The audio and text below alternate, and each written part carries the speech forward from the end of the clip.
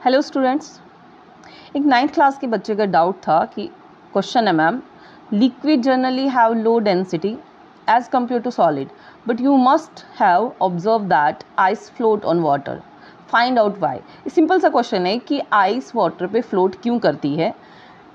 अब इसका आंसर देने से पहले हमें पता होना चाहिए कि एक्चुअली ऑब्जेक्ट फ्लोट करते क्यों हैं। ऑब्जेक्ट फ्लोट करते कब हैं या कब डूबते हैं, कब सिंक होते हैं, कब फ्लोट करते हैं। तो इसका आंसर हम आइस का आंसर देने से पहले हम आंसर देंगे कि एक्चुअल में ऑब्जेक्ट फ्लोट कब करेगा।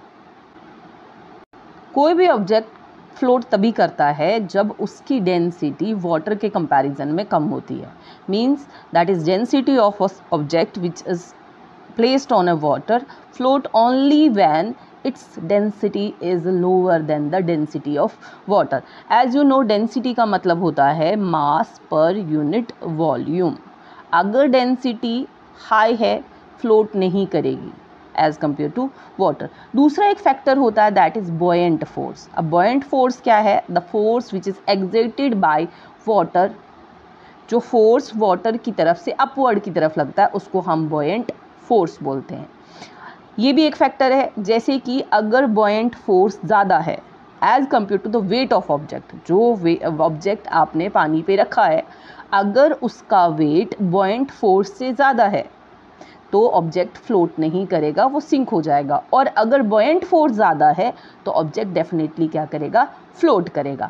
अब आइस की केस की बात अगर हम करें तो आइस में ऐसा क्या हो जाता है कि वो फ्लोट करता है जबकि उसकी डेंसिटी, मतलब जो वाटर है, उस वाटर के केस में ऐसा क्यों होता है कि वो सॉलिडिफाई हो जाएगा, सॉलिड है उसको तो फ्लोट नहीं होना चाहिए था। लेकिन आइस के केस में एक एक्सेप्शनल केस है, वाटर जब सॉलिडिफाई हो जाता है दैट इज आइस में कन्वर्ट हो जाता है तो वो फ्लोट करता है। अब देखते हैं क्यों।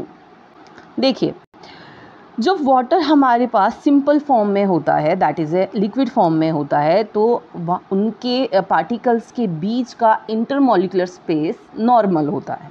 लेकिन जब वो फ्रीज होता है, दैट इज़ सॉलिडिफाई होने लगता है, तो intermolecular space, that is a intermolecular space क्या होता है, the space between the particles, वो बढ़ जाता है। स्पेस बढ़ने की वजह से वॉल्यूम इंक्रीज हो जाता है, that is a volume of ice increase हो जाएगा।